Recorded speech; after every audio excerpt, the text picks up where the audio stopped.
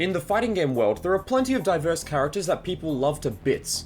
From humans, animals, cyborgs, and whatever the hell Idol is, there are lots of unique characters in fighting games, but perhaps the most popular type of character is a phenomenon known as the quote-unquote girl character. As far as I can tell, the very first female fighter is from a game called Typhoon Gal or Ona Sanshiro. Even though this game was released in 1985, Capcom's iconic Chun-Li from their 1991 game Street Fighter II is known as the first lady of fighting games. As a bit of a side note, I was recently reading the book Street Fighter, the art and innovation behind the game-changing series by Steve Hendershot, and in this book, it contains a passage about two girls walking into an arcade to play Street Fighter, and both of them were dressed as Chun-Li. If that doesn't tell you that incorporating women into fighting games helped the genre appeal to a whole new audience, then I don't know what will. Capcom showed audiences in the arcades that the girls could definitely keep up with the guys.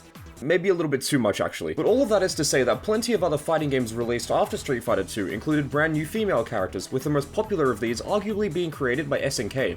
Athena Asamiya, Shermie, Nakaruru, Leona Haiden, and not to mention the one and only Mai are all extremely popular characters who are beloved by people from all walks of life, but I think we get the point now. Released for the Switch and PS4 in 2018 and the PC in 2019, SNK Heroines Tag Team Frenzy is a 2-on-2 tag team fighting game that's composed almost entirely of SNK's female cast. SNK has made games like this in the past with portable titles like SNK Gals Fighters way back in the day, but SNK Heroines is a console quality game, and as I've never played it before, I wanted to not only give the game a shot but also to cover it in a video. I've heard other people say both online and offline that this game is just kind of mediocre, but I've always wanted to play it for myself so I can form my own opinion. Okay, with the gender studies class out of the way, let's jump into SNK Heroines Tag Team Frenzy. For starters, let's cover the game mechanics. SNK Heroines is meant to be a very simple pick-up-and-play kind of game, so you won't have to learn 1,000,001 different mechanics in order to have fun with it. For your attacks, you have light, heavy, throw, special, and super, and let's go over them in order.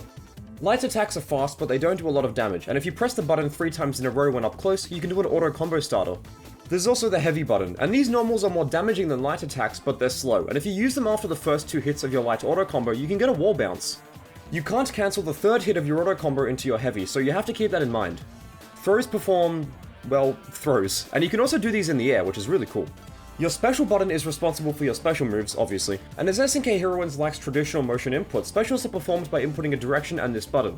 As a side note, I suck at SNK games, and even though I love throwing around people with Shermie in games like the King of Fighters 15, I can never seem to remember which button does what in the mainline KOF games, but in SNK Heroines, I have access to one-button command grabs. Supers are also pretty obvious, and each character has 2 of them. Performed with either neutral super or down and super, or maybe just super in the air, these are the only way to take the enemy out. In a unique twist on things, SNK Heroines requires you to hit the enemy with a super to defeat them, so finding a combo route that ends in super is essential. I personally don't mind this feature, although it does feel really weird at first. Not having the ability to take an opponent out by hitting them with a normal or a special move just feels kind of wrong, and it means that this mechanic takes a lot of getting used to. Another surprise is that this game also has a block button. Instead of holding back, you can just hold L1 to block, so this reminds me a lot of Mortal Kombat. Also, and I didn't even notice this at first, but I'm pretty sure there are no low attacks in this game.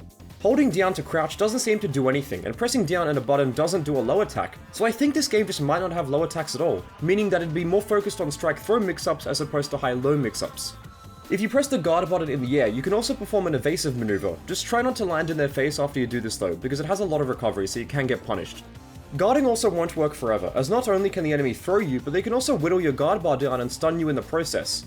Another unique mechanic this game has involves the rainbow meter called the SP gauge at the top of the screen. It looks a bit confusing at first, but I'll do my best to explain it. Basically, the less health you have, the more meter you have, and meter is required for not only supers, but also your specials. Managing your meter is crucial, as you quite literally need meter to kill in this game with a super. You also have the ability to air dash and to perform while running moves. Combining these 2 mechanics in one combo is a big part of Shermie's game plan, for example, as you can use her standing heavy for a launch and then loop while running heavy into air dash normals. But wait, there's more. In addition to all the stuff I've just mentioned, SNK Heroines also has an item system. By flicking a direction on the right stick, you can choose which direction your item will come from, and there are 3 categories of them. Support items, which heal or buff your point character, attack items, which damage the enemy, and SP items, which are character specific. There are many ways to gain these items in a battle, and the Dream Council wiki website has a very helpful chart that explains their drop rates. I've saved the best for last though, because this game also has a really cool tag mechanic. If you're low on health or you want to tag out while on the offensive, press R2 to tag your partner in. Being able to tag your partner in mid-combo is awesome, and it lets you close out games in a very stylish manner. Whether you want to do a long combo that looks really cool, or go for a simple combo route that guarantees a kill, the choice is yours, and it's perhaps my favorite mechanic in the game. I'm a sucker for tag fighters, so having the ability to instantly switch them out mid-combo is like my crack. Now, let's go over the character roster. There are 18 characters here, with the 4 on the bottom being DLC. It's a little thing, but I also really love how the main character roster makes up a heart shape, even if trying to process all this visual information is kind of overwhelming. From classic SNK characters like Athena, Mai, and Nakaruru, to more recent ones like Luong and Sylvie Paula Paula, there's a lot to like here, even if this game's roster is a bit small. The character portrait artwork also doesn't leave much to the imagination, and while I was a bit weirded out by it at first, as seeing a character like Leona dressed like this is pretty out of character, look, it doesn't bother me too much. This game is meant to be very silly and whimsical in tone, so I really don't care. There are also multiple costumes and colors for each character, and you can also customize them, but we'll get into that later. Due to the simple nature of the game's controls and mechanics, it makes trying out new characters very easy, and I was quickly able to figure out which characters I liked playing as, which is really good. And when I say simple, I mean it. For example, look at Leona's command list. This is literally the whole thing, and I can't scroll down to see more moves. The way that I see it, even though SNK Heroines doesn't have a lot of special moves, trying to master its combos involves learning instant air dash timing, item usage, and understanding the intricacies of the juggle system. Overall, the game is very simple on a surface level, but trying to optimize combos to get the maximum amount of damage out can be challenging, especially if you haven't played this game before like me. Now that we know a bit about the gameplay of SNK Heroines, let's learn about the game's development. After the release and subsequent success of 2016's The King of Fighters 14, SNK's original plan was to go straight into KOF 15, but according to 14's director Yasuyuki Oda, the team at SNK wanted to create something more lighthearted with a heavy focus on female characters first, and in terms of gameplay, this game was supposed to be unlike that of KOF 14 to help it stand out more within the fighting game genre. Believe it or not, but SNK Heroines was the very first game that SNK developed for the Switch. I'm unable to find definitive information from the game's developers as to why they decided to make this game their very first offering for Nintendo's at the time brand new console, but I personally suspect that it was to help the game appeal to a casual audience, what with its cutesy presentation and simplified control scheme. Also, you may have noticed this by now if you've paid attention, but SNK Heroines isn't afraid to show off lots and lots and lots of fan service with its outfits, and some of them wouldn't feel out of place in a Dead or Alive game. In a 2018 interview with Game Informer, Yasuyuki Oda was asked, "Culturally, where do you think this game actually fits in with a modern, more broad gaming culture? There has been backlash against games of this type that kind of flirt with sexuality as a driving force. Do you think this game follows in that? Do you think it bucks that trend?" To which Oda replied, "There is exposure of female parts, but we don't feel that it's overly sexualized. It is there, but we want to push the cute aspect of things, the elegantness of the women, and we feel like we are able to cull the people that would bash this game for there being too much exposure."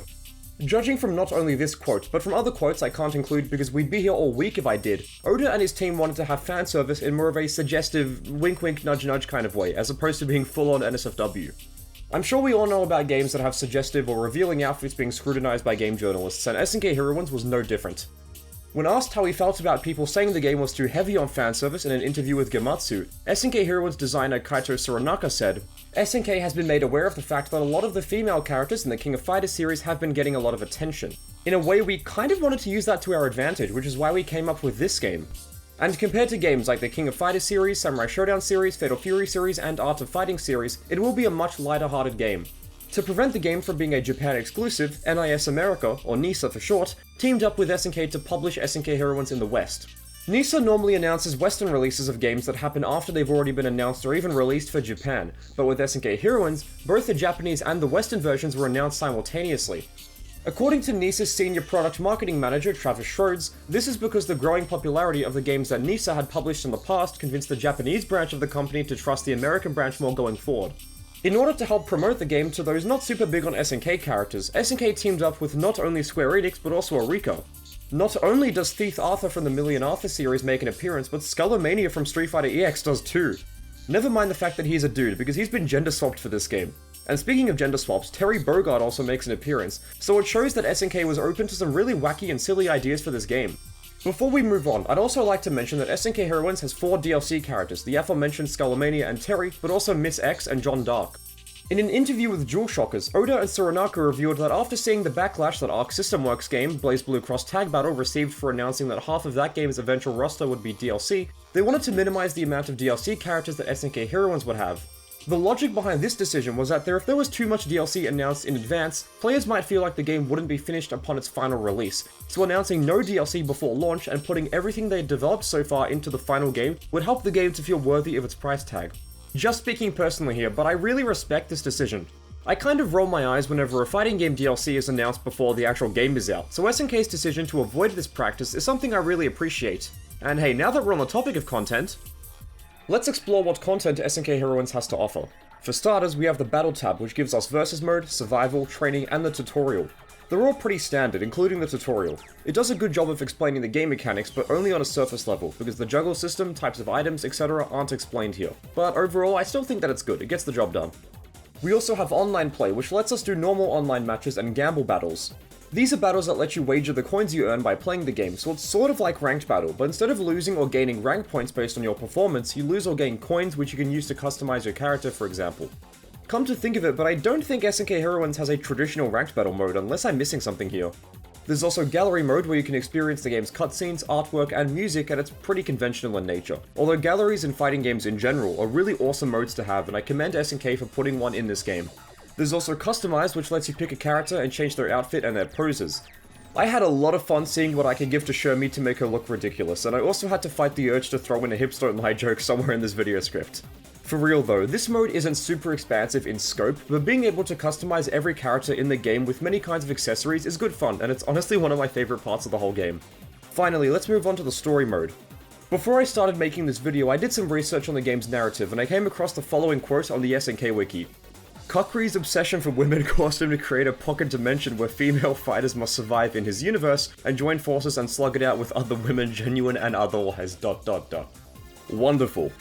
While it isn't exactly Shakespeare, the crude premise of this game provides a decent reason as to why all these characters have come together and started battling each other, and it's not like the game is trying to be serious anyway, so I don't mind the story.